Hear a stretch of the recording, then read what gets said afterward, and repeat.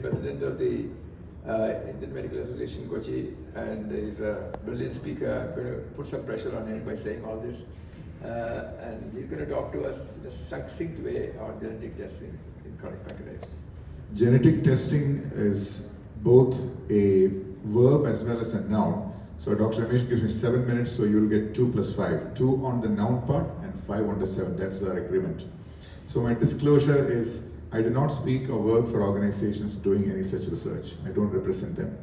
So here's the fireworks factory, which ships out the fireworks into this happy village, where they celebrate Diwali. So that's your firework factory, and then you got your warehouse.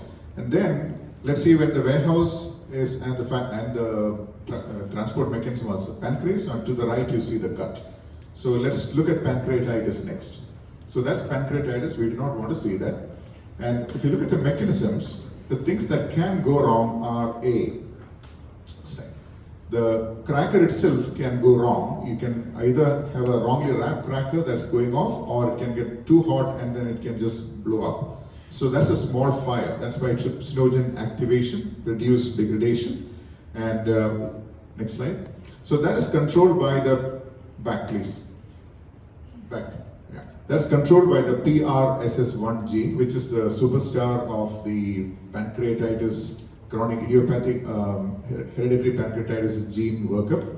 It was discovered by Professor Whitcomb in 1996. That is still the #1 gene. It is autosomal dominant. It has variable penetrance. You also have, you can see I've written CTRC there.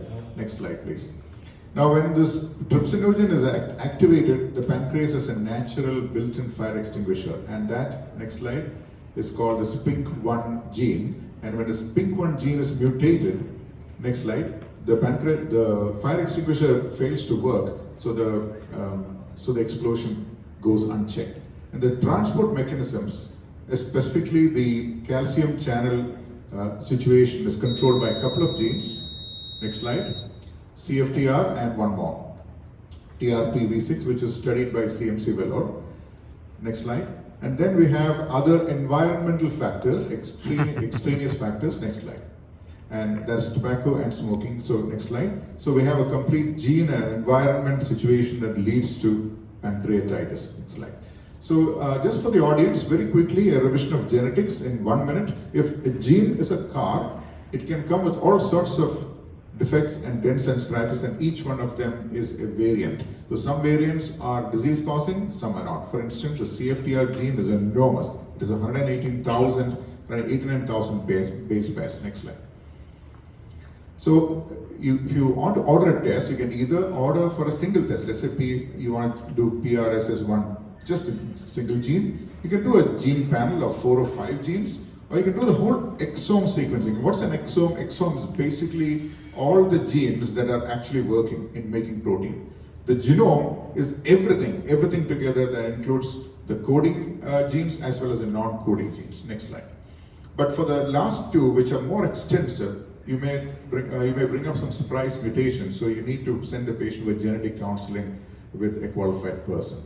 So who to test? If you look at all the guidelines, the US, the German, and the rest of the world, 2 things. Young people with idiopathic, recurrent, acute pancreatitis, and those with a family history. So that's the take home for who to test on an exam. But do we really have to do it is a question. The people who advocate for the test say that the advantages are you can facilitate earlier interventions. And I will use the word interventions in inverted commas there. You can also hope to reduce advanced stage chronic pancreatitis, because by intervening early, you're preventing further episodes of pancreatitis, and therefore you are probably saving the patient from a completely destroyed pancreas. Next slide. And then you can also eliminate wrongly attributed etiology. A person who drinks a glass of wine a day gets branded as alcoholic chronic pancreatitis. As Dr. Ramesh said, yes, the family screening is important, yes, and also the Western textbooks say for closure. Now that may not necessarily mean the same thing in the Indian context. More complete picture. In fact, the picture, instead of becoming more complete, could become a little bit more murky, as with Dr. Talukdar from AIG. He recently presented this twin case study. Next slide. 2 identical twins with pancreatitis One twin had no pain and one had pain. In spite of both of them having the identical set of genes, why did one person have a different presentation? Likely environmental influence. Next slide. So here's a story. Professor Peter Hage from University of Peace, Hungary said that. He said they were contemplating pancreatectomy for an 18-year-old college student who had severe multiple recurrent bouts of pancreatitis and these two mutations. So she was counseled, she was agreeable to it, but she said she wanted to get through the exams. And then she confessed that she would have a drink or two with her friends. So the professor said, okay, he told her don't drink. And then she stopped drinking and the story had a happy ending. She lived with her pancreas, there were no more attacks and it was actually not gene related. So this is again, these are real life stories again from Hungary. Next slide. So here's the do the work part of it.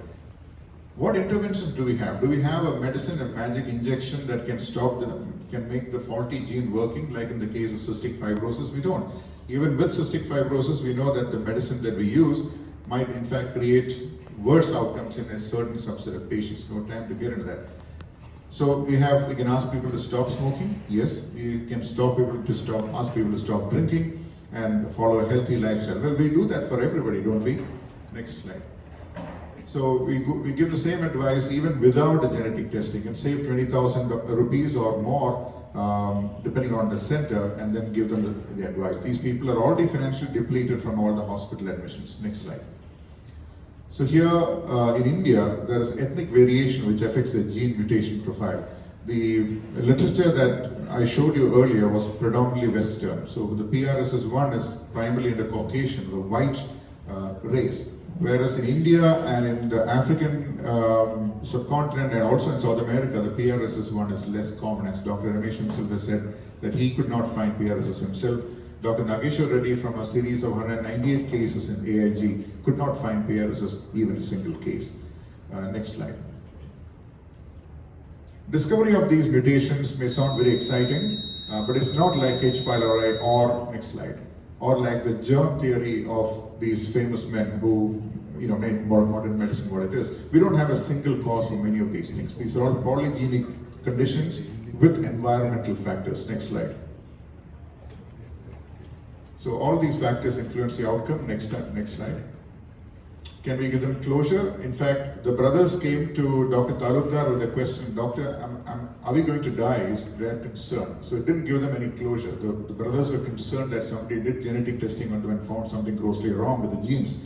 So they were concerned. So when Western literature can talk about closure, we should really think about how it affects our own patients. Next slide. What are the insurance implications? You brand somebody with a congenital condition. What will happen to their marital prospects, their social implications? Next slide. Can we justify the cost? This is India. Yes, this is out-of-pocket expenses are known to devastate people. Next slide. So in summary, it's my opinion, being a I don't speak for any organizations that do this sort of thing. The kind of accent you get from listening to those talks is different from what you've heard me talk about. I believe, as do many other individuals, believe that more progress has to be made before it becomes standard of care.